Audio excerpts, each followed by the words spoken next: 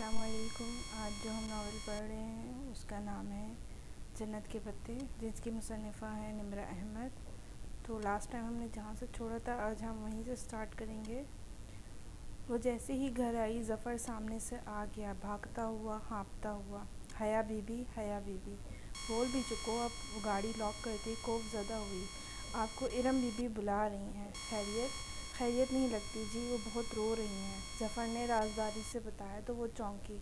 اچھا میں آتی ہوں، تم یہ میرا بیگ اندر رکھ دو۔ وہ سیدھا ارم کے گھر کھلنے والے درمیانی دروازے کی طرف بڑھ گئی۔ لاؤنج میں سائمہ تائی اور سونیا بیٹھی تھیں۔ سامنے کوئی کامدار دوپٹہ پھیلا رکھا تھا اور دونوں اس کے ساتھ الجھی تھیں۔ آہٹ پر سر اٹھایا، اسے دیکھ کر دونوں ہی مسکرا دیں۔ حیا کیسی ہو؟ بالکل ٹھیک۔ ارم کہاں ہے؟ تائیمہ مجھے بلا رہی تھی۔ اندر کمرے میں ہوگی۔ اوکے میں دیکھ لیتی ہوں۔ وہ مسکرا کر راہداری کی سمت بڑھ گئی۔ ارم کے کمرے کا دروازہ بند تھا۔ اس نے ڈور ناب گھما کر دھکیلا، دروازہ کھلتا چلا گیا۔ ارم بیڈ پر اکڑو بیٹھی تھی۔ سامنے لیپ ٹاپ کھلا پڑا تھا۔ چمکتی اسکرین کی روشنی ارم کے چہرے کو چمکا رہی تھی، جس پر آنسو لڑیوں کی صورت بہہ رہے تھے۔ ارم کیا ہوا؟ وہ قدرے فکر مندی سے ارم کے سامنے آ بیٹھی۔ ارم نے سرخ متورم آنکھیں اٹھا کر حیا کو دیکھا۔ اس کی آنکھوں میں کچھ تھا جو اسے ٹھٹکا گیا۔ حیا ایک بات بتاؤ۔ اس کا روندا ہوا لہجہ عجیب سا تھا۔ بولو۔ ہم شریف لڑکیاں ہیں کیا؟ اپنے بارے میں تو یقین ہے، مگر تمہارا معاملہ ذرا مشکوک ہے۔ اس نے ماحول کا بوجھل پن دور کرنے کو کہا، مگر ارم مسکرائی تک نہیں۔ نہیں حیا، ہم دونوں کا ہی ایک معاملہ ہے، کیوں پہیلیاں بجھوا رہی ہو؟ ہوا کیا ہے؟ حیا مجھے بتاؤ، کیا ہم مجرا کرنے والیاں ہیں؟ وہ ایک دم رونے لگی تھی۔ ارم؟ وہ ششدر رہ گئی۔ بتاؤ، کیا ہم طوائفیں ہیں؟ وہ اور زور سے رونے لگی۔ ارم کیا بات ہوئی ہے؟ حیا بولو بتاؤ، ہمیں ایسی ہیں کیا؟ نہیں بالکل نہیں۔ پھر یہ کیا ہے؟ ارم نے لیپ ٹاپ کی اسکرین کا رخ اس کی طرف کیا۔ کیا ہے یہ؟ اس نے الجھن سے اسکرین کو دیکھا۔ اس پر ایک ویڈیو چل رہی تھی۔ ویڈیو کا کیپشن اوپر رومن اردو میں لکھا ہوا تھا، شریفوں کا مجرا۔ ویڈیو کسی شادی کے فنکشن کی تھی۔ ہر سو سجی سنوری خواتین اور درمیان میں ڈانس فلور پر مہو رقص دو لڑکیاں۔ ایک کا لہنگا گولڈن اور دوسرے کا سلور تھا۔ پوری چھت جیسے اس کے سر پر آن گری۔ نہیں، وہ کرنٹ کھا کر اٹھی۔ یہ کیا ہے؟ یہ شریفوں کا مجرا ہے حیا، اور یہ ہم نے کیا ہے۔ یہ داور بھائی کی شادی کی ویڈیو ہے جو کسی نے انٹرنیٹ پر ڈال دی ہے۔ یہ پڑھو۔ ویڈیو ڈالنے والے نے اپنا ای میل ایڈریس بھی دیا ہے، جس پر میل کر کے پوری ڈانس کی ویڈیو بھی حاصل کی جا سکتی ہے۔ یہ دیکھو۔ اس ویڈیو کو 3 دن سے سینکڑوں لوگ دیکھ چکے ہیں۔ حیا ہم برباد ہو چکے ہیں، ہم کہیں کے نہیں رہے۔ ارم پھوٹ پھوٹ کر رو رہی تھی اور وہ ساکت سی اسکرین کو تکے جا رہی تھی۔ یہ کوئی بھیانک خواب تھا۔ ہاں یہ خواب ہی تھا، اور اب وہ جاگ جانا چاہتی تھی۔ اسکرین پر رقصہ پریوں کے سراپے میں مختلف حصوں پر کسی نے سرخ دائرے کھینچ رکھے تھے۔ جیسے ہی کوئی لڑکی کسی اسٹیپ پر جھکتی تو فوراً سرخ دائرہ ابھرتا۔ اس کے کانوں سے دھواں نکلنے لگا۔ نہیں، یہ میں نے نہیں کیا۔ وہ ایک ایک قدم پیچھے ہو رہی تھی، اس کے لب کپکپا رہے تھے۔ ارم اسی طرح بلک رہی تھی۔ میں مجرا کرنے والی نہیں ہوں، میں شریف لڑکی ہوں۔ یہ ہم ہی ہیں حیا، ہم برباد ہو گئے۔ اس کا سر چکرانے لگا۔ یہ سب کیا ہو گیا تھا؟ ویڈیو کے سینکڑوں ویوز لکھنے آ رہے تھے، کیا وہ پورے شہر میں پھیل گئی تھی؟ اور اگر اس کے خاندان والوں تک پہنچ گئی تو؟ ابا تو مجھے گولی مار دیں گے ارم، مجھے تو زندہ گاڑ دیں گے۔ مگر یہ ویڈیو کس نے بنائی ہے؟ ہم نے تو مووی والے کو منع کر دیا تھا۔ کسی نے چھپ کر بنائی ہوگی۔ کچھ کرو ارم۔ اس کا سکتہ ٹوٹا۔ وہ تیزی سے ارم کے قریب آئی۔ میں نے اس ویب سائٹ پر رپورٹ تو کی ہے، لیکن ویب سائٹ نے ایکشن لے کر ویڈیو ہٹا دی، تو بھی سٹی پر ہر جگہ مل رہی ہے۔ ایسی چیزیں تو منٹوں میں پھیلتی ہیں، ہم کہاں کہاں سے ہٹوائیں گے؟ خدائے یہ کیا ہو گیا؟ وہ بے بس سی زمین پر بیٹھتی چلی گئی۔ اگر بابا یا پھر کسی بھائی وغیرہ کو معلوم ہو گیا تو؟ او خدایا ہم کیا کریں؟ ارم نے بھی خود کو کمرے میں بند کر لیا تھا اور وہ بھی بس کمرے کی ہو کر رہ گئی تھی۔ سوچ سوچ کر دماغ پھٹا جا رہا تھا، مگر کوئی حل نظر نہیں آ رہا تھا۔ شام میں وہ سو رہی تھی کہ راحیل کا فون آ گیا۔ اس کے دماغ میں خطرے کا الارم بجنے لگا تھا۔ ہیلو ہیلو حیا کیسی ہو؟ سہیل کی آواز میں گرم جوشی تھی۔ وہ کچھ اندازہ نہ کر پائی۔ ٹھیک، تم ٹھیک ہو؟ ایک دم فٹ۔ میں نے تمہیں مبارکباد دینی تھی۔ کس بات کی؟ بھئی تم ایکسچینج پروگرام کے تحت ترکی جا رہی ہو، اور کس بات کی بھلا؟ اوہ اچھا، تھینک یو سو مچ۔ اس کی اٹکی ہوئی سانس بحال ہوئی۔ کب تک جانا ہے؟ وہ خوشی سے پوچھ رہا تھا۔ جنوری کے اینڈ تک یا فروری کی شروع تک۔ تو کیا تم ادھر سبین پھپھو کی فیملی سے ملو گی؟ پتہ نہیں، ابھی سوچا نہیں ہے۔ کیا بات ہے، تم اپسیٹ لگ رہی ہو۔ وہ ذرا پریشان ہوا۔ ارے نہیں، وہ فوراً سنبھلی اور پھر ادھر ادھر کی باتیں کر کے خود کو نارمل ظاہر کرنے میں کامیاب ہو ہی گئی۔ فون بند ہوا تو وہ ارم کی طرف چل دی۔ یوں منہ سر لپیٹ کر بیٹھنے سے کچھ نہیں ہوگا تو کیا کریں؟ ارم نے تکیہ پھینکا اور اٹھ بیٹھی۔ سب سے پہلے تو سارے گھر کے کمپیوٹر سے اس ویب سائٹ کو بلاک کرتے ہیں تاکہ کم از کم گھر والوں کو تو نہ پتہ چلے، پھر اس کا مستقل حل سوچتے ہیں۔ ٹھیک ہے چلو۔ امید کا سرا نظر آتے ہی ارم اٹھ کھڑی ہوئی بنا کسی دقت کے۔ جب وہ تمام کمپیوٹرز پر اس ویب سائٹ کو بلاک کر چکی تو سائمہ تائی نے آ کر بتایا کہ رات میں ارم کو دیکھنے کے لیے تایا فرقان کی کوئی فیملی فرینڈ بما خاندان آ رہے ہیں۔ رسمی کارروائی تھی کیونکہ رشتہ تو وہ ڈھکے چھپے لفظوں میں مانگ ہی چکے تھے۔ حیا سب کچھ بھول کر پرجوش ہو گئی۔ ہمارے دولہا بھائی بھی ساتھ ہی آئے ہیں۔ حیا ڈرائنگ روم میں جھانک کر اندر کمرے میں آئی تو وہ منہ لٹکائے بیٹھی تھی۔ تم ایسے کیوں بیٹھی ہو؟ ارم نے آہستہ سے سر اٹھایا۔ سر پر سلیقے سے دوپٹہ اوڑھے وہ برت کھوئے کے لیے تیار بیٹھی تھی۔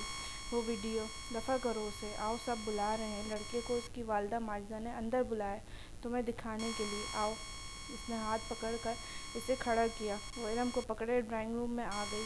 سامنے دو سنگل صوفوں پر ایک نفیس سی خاتون اور ایک خوبرو سا نوجوان بیٹھا تھا۔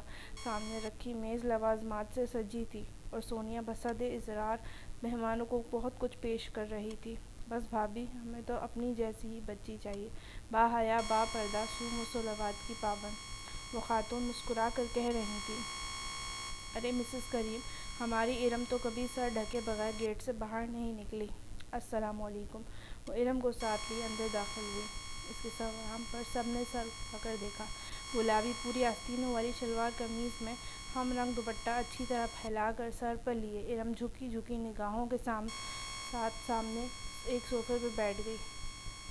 حیا بھی ساتھ ہی تھی۔ وہ کمر پر گرتے silky ball, grey a line shirt اور ٹراؤزر زیب تن کیے، دوپٹہ کندھے پر ڈالے ارم کے ساتھ ہی ٹانگ پر ٹانگ رکھے پراعتماد طریقے سے بیٹھ گئی۔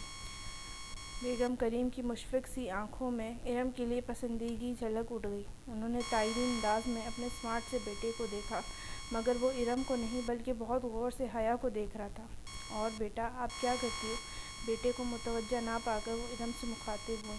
جی ماسٹرز کر رہی ہوں انگلش لٹریچر میں، ارم نے جھکی جھکی نظروں سے جواب دیا۔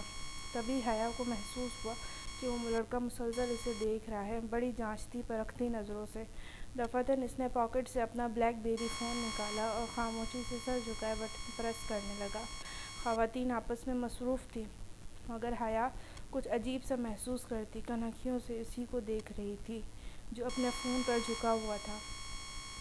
تبھی ہولے سے اس کے موبائل سے "مائی نیم از شیلا" کی آواز گونجی، جسے اس نے فوراً بند کر دیا، مگر وہ سن چکی تھی۔ شیلا کے ساتھ شادیوں کا مخصوص شور بھی سنائی دیا تھا اور ارم نے بھی شاید کچھ سنا تھا، تبھی چونک کر گردن اٹھائی اور پھر قدرے سبکی سے واپس جھکا دی۔ حیا کو اپنے جسم سے جان نکلتی ہوئی محسوس ہوئی۔ کیا دنیا اتنی چھوٹی تھی؟ وہ اب موبائل پر کچھ دیکھ رہا تھا، کبھی اسکرین پر دیکھتا اور کبھی حیا اور ارم کے چہروں پر نظر ڈالتا۔ صاف ظاہر تھا کہ وہ کچھ ملانے کی صحیح کر رہا تھا۔ پھر ایک دم وہ اٹھا اور تیزی سے کمرے سے نکل گیا۔ ایک شرمندہ سی خاموشی نے سارے ماحول کو گھیر لیا۔ حیا نے سر جھکا دیا۔ اسے اپنا دل ڈوبتا ہوا محسوس ہوا۔ وہ بہت بے چین سی بیٹھی، پاؤں اوپر صوفے پر سمیٹے، ہاتھ میں ریموٹ پکڑے، وہ جھلائی ہوئی سی چینل بدل رہی تھی، مضطرب، بے بس، پریشان۔ اسمارٹ ٹی وی کی اسکرین پر پورے میوزک کے ساتھ اشتہار چل رہا تھا۔ وہ غائب دماغی سے اسکرین کو دیکھ رہی تھی جہاں موبائل کمپنی کے ساتھ غیر تصدیق شدہ سم کا استعمال قانوناً جرم ہے، PTA لکھا نظر آ رہا تھا۔ جانے کب پاؤز کا بٹن اس سے دبا اور اشتہار وہیں رک گیا۔ وہ اتنی دور بھٹکی ہوئی تھی کہ پلے بھی نہ کر سکی۔ دفعتاً دروازے میں فاطمہ بیگم کی شکل دکھائی دی۔ وہ تھکی تھکی سی اندر داخل ہو رہی تھی۔ حیا ریموٹ پھینک کر تیزی سے اٹھی۔ کیا بات تھی؟ سائمہ تائی نے کیوں بلایا تھا؟ ارم کے رشتے کے لیے جو لوگ اس دن آئے تھے انہوں نے انکار کر دیا، حالانکہ رشتہ مانگ چکے تھے، اور حیا کا دل بہت ڈوب کر ابھرا تھا۔ کیوں انکار کر دیا؟ اس کو اپنا سانس رکتا ہوا محسوس ہوا۔ کوئی وجہ نہیں بتاتے، بس ایک دم ہی پیچھے ہٹ گئے۔ سائمہ بھابھی بھی بہت اپسیٹ تھیں، مگر کچھ تو کہا ہوگا، بس یہی کہا کہ ہم نے کسی آزاد خیال بے پردہ لڑکی کو بہو بنا کر اپنی عاقبت خراب نہیں کرنی۔ وہ متحیر رہ گئی۔ چند روز قبل سناتائی کا فقرہ سماعت میں گونجا تھا، جب فرقان نے سختی کی کہ بھلا ایسی بے پردہ اور آزاد خیال لڑکی کو بہو بنا کر ہم نے اپنی آخرت بگاڑنی ہے کیا؟ تب کہیں جا کر وہ مانا، کیا اس کو مکافات عمل کہتے ہیں؟ کیا دوسروں کی بیٹیوں پر انگلیاں اٹھانے والوں کے گھروں پر وہی اٹھی انگلیاں لوٹ کر آتی ہیں؟ مگر وہ خوش نہیں ہو پائی۔ اگر بات کھل جاتی تو اصل بدنامی تو اسی کے حصے میں آتی۔ ارم کو تو شاید اس کی ماں حیا نے اسے بگاڑا ہے کہہ کر درمیان سے نکال لیتی، اور بات تو اب بھی کھل سکتی تھی۔ وہ ویڈیو تو اب بھی انٹرنیٹ پر موجود تھی، ٹی وی اسکرین پر اب بھی اشتہار رکا ہوا تھا۔ وہ بس خالی خالی نظروں سے اسے دیکھے گئی۔ بغیر تصدیق شدہ سم کا استعمال قانوناً جرم ہے، پی ٹی اے۔ بغیر تصدیق شدہ سم کا استعمال قانوناً جرم ہے، پی ٹی اے۔ وہ بخیالی میں تکتی سوچوں کی الجھن سے نکل کر ایک دم چونکی۔ بغیر تصدیق شدہ سم کا استعمال قانوناً جرم ہے، پی ٹی اے۔ بجلی کا ایک کوندا سے اس کے ذہن میں لپکا تھا۔ او خدا، یہ خیال اس سے پہلے کیوں نہیں آیا تھا؟ وہ ایک جھٹکے سے اٹھی اور باہر کی طرف لپکی۔ ارم، ارم! بہت جوش سے چلاتے ہوئے حیا نے اس کے کمرے کا دروازہ کھولا۔ ارم موبائل پکڑے بیڈ پر بیٹھی تھی۔ دروازہ کھلنے پر گڑبڑا کر موبائل سائیڈ پر رکھا۔ کیا ہوا؟ ساتھ ہی ارم نے اپنا موبائل الٹا کر دیا تاکہ اسکرین چھپ جائے۔ سنو، وہ تب ہی رشتے والی بات آئی۔ اوہ آئی ایم سوری، ان لوگوں نے رشتے سے انکار کر دیا۔ وہ تو ویڈیو دیکھ کر کرنا ہی تھا۔ خیر جانے دو، اچھا ہی ہوا۔ وہ مطمئن تھی۔ ارم، تم کبھی موبائل کنیکشن کے اشتہاروں میں وہ عبارت پڑھی ہے کہ غیر تصدیق شدہ سم کا استعمال جرم ہے؟ ہاں تو کیا تمہیں معلوم ہے کہ سم رجسٹر کروانا کیوں ضروری ہوتا ہے؟ کیوں؟ تاکہ کوئی سم کا غلط استعمال نہ کر سکے، چاہے وہ دہشت گردی کی واردات ہو یا کسی کو رانگ کالز کرنا۔ یہ سب سائبر کرائم کے تحت آتا ہے۔ Cyber crime!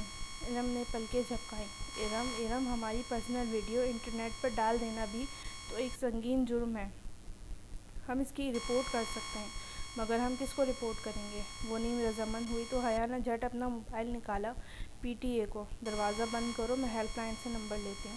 P T A کے ہیلپ لائن کا نمبر آسانی سے مل گیا، مگر آپریٹر نے نہایت شائستگی سے یہ کہہ کر معذرت کر لی کہ اس طرح کے کیس کی سائبر کرائم یا کسی انٹیلیجنس کے سائبر سیل کو رپورٹ کرنا ہوگا۔ حیا نے ان سے ملک کی سب سے بڑی سرکاری سول ایجنسی کے سائبر کرائم سیل کا ای میل ایڈریس تو لے لیا، لیکن اب وہ متذبذب تھی۔ یہ انٹیلیجنس والے بڑے خطرناک لوگ ہوتے ہیں ارم، مگر اب یہ کرنا تو ہے اور واقعی کرنا تو تھا۔ ارم نے لیپ ٹاپ کھولا اور بہت بحث و تمہیز کے بعد انہوں نے ایک کمپلین لکھی اور اس پتے پر بھیج دی جو پی ٹی اے سے ان کو ملا تھا۔